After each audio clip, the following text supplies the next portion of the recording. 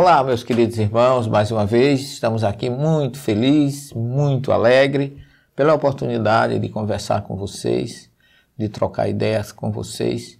Não deixe de enviar as suas dúvidas para o Abrindo a Bíblia na TV da Rede Mundo Maior de São Paulo, que nós estaremos aqui à disposição.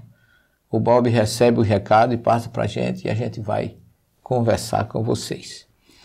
Nesta noite nós vamos fazer um programa sobre Jesus, que aliás a maioria dos nossos programas são sobre eles. Jesus é o nosso objetivo maior, é a nossa busca, é a nossa identidade espiritual.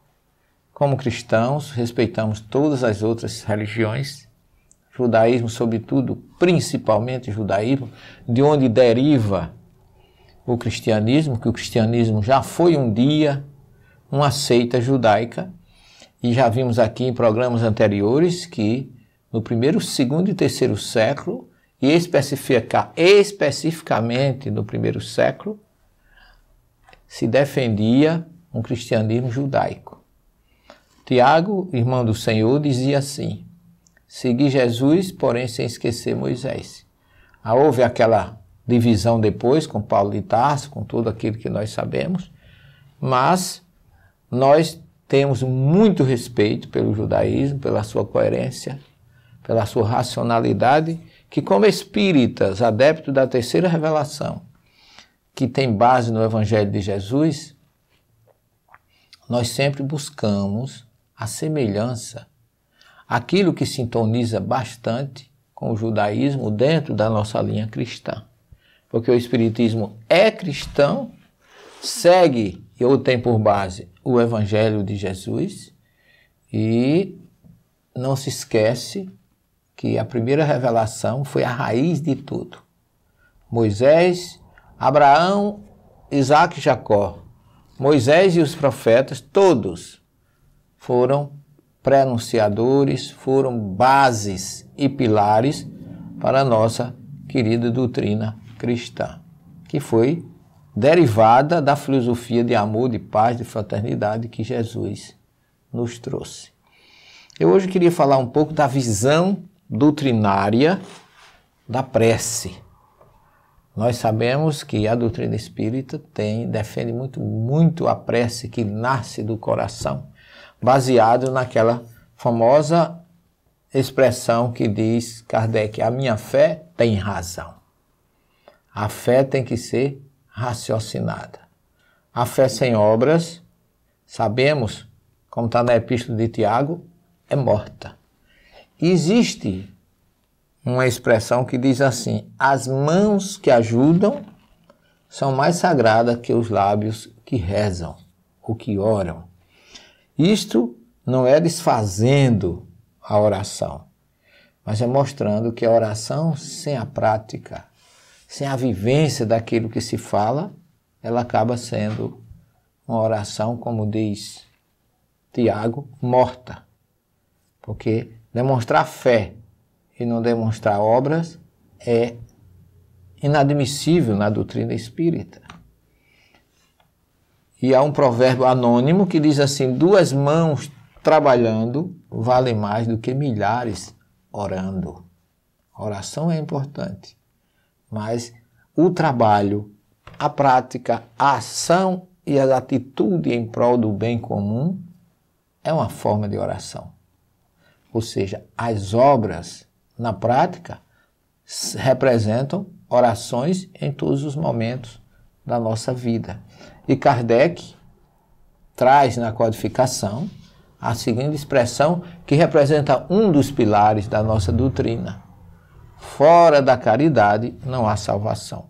Caridade aqui é tolerância, indulgência, perdão das ofensas, que deriva, aí vem a questão judaica, deriva do judaísmo, tzedek, que é justiça, igualdade para todos. Então são questões que nós gostaríamos de, respeitando todas as outras religiões, trazer dentro da nossa filosofia. O Livro dos Espíritos, na questão 661, trazido pelo Espírito da Verdade, diz o seguinte: aquele que pede a Deus o perdão de suas faltas, não o obtém se não mudar de conduta. É preciso que você já se transforme para você ter direito a conseguir o que você quer, que você deseja. As boas ações representam, segundo o Espírito da Verdade, a melhor prece. Porque os atos valem mais do que as palavras. Essa é a revelação que traz a questão 661 do Livro dos Espíritos.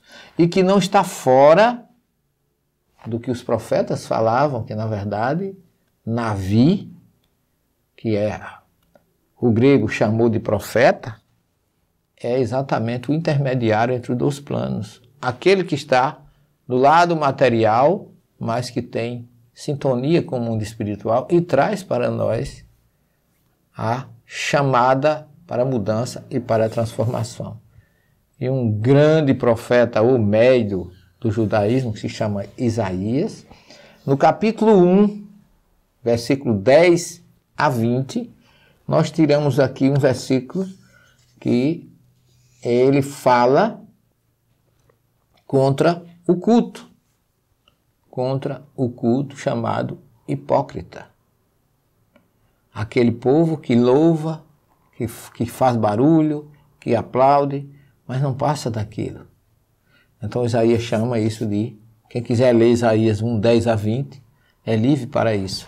E no capítulo 29, versículo 13 do seu livro, ele diz assim: este povo me louva com os lábios, mas não me tem no coração. E Jesus repetiu isso. Não é uma coisa nova, vamos dizer assim, que a doutrina cobra essa atitude nossa, mas que Jesus já falava aquilo que falava o profeta Isaías. Por isso que ele diz: nem todo aquele que diz Senhor, Senhor, entrará no reino dos céus, mas sim aquele que faz a vontade do meu Pai que está nos céus. E qual é a vontade do meu Pai que está nos céus? Que a gente se ame, se respeite, se confraternize, respeite o direito do outro de ser quem ele é em busca do seu caminho para Deus. Fé, moral, ética não se impõe, se conquista na prática, no amor, na fraternidade. E é isso que Jesus coloca quando ele diz que nem todo aquele que diz Senhor, Senhor, entrará no reino dos céus. E eu tenho muita sintonia com esse processo todo, porque eu já estive, como você sabe, várias vezes em pesquisa em Israel, e um local que mexe muito comigo, entre todos, é o Monte das Oliveiras. Porque é ali no Monte das Oliveiras que nós encontramos, lá numa gruta, onde Jesus se reunia com os discípulos, e é ali no Monte das Oliveiras onde nós temos inúmeras revelações. Ali Jesus chorou sobre Jerusalém. Ali Jesus lamentou que os judeus não entendessem a sua vinda. E nós também lamentamos que até hoje eles ainda não aceitam Jesus como o Messias, que eles podem até não aceitar como Messias, mas poderiam aceitar como um profeta que mudou todos os conceitos da forma que existia com a interpretação e entendimento da forma literal da Torá. Porque eu digo a vocês, uma das coisas mais difíceis para se entender é o que está escrito aqui. Por quê? Porque para você penetrar no âmago, na essência desses textos, desses códigos, você precisa ter muita evolução, muito conhecimento, independente do conhecimento do idioma, que é um ponto fundamental. Sem ele, você já começa perdendo muito. Mas essa dificuldade a gente tenta superar com a racionalidade. Se você analisar o capítulo 17 do Evangelho de João, lá onde Jesus, no Monte das Oliveiras, ele faz uma prestação de contas, que o capítulo 17 os teólogos chamam de oração sacerdotal, que é uma belíssima oração, onde Jesus diz: e agora, Pai, honra-me junto a ti com a honra que eu tinha quando eu estava junto a ti, antes que a terra e os céus fossem criados ou existissem, como está lá em João 17:5. E nós entendemos e vamos tentar conversar com você um pouquinho na segunda parte do programa, mais especificamente, sobre os ensinamentos de Jesus, sobre como ele nos ensinou a orar e o porquê da oração. Isso na visão judaico, cristã e da nossa querida doutrina espírita. Não saia daí que dentro de um minuto nós estaremos de volta para a segunda parte do nosso programa. Até já!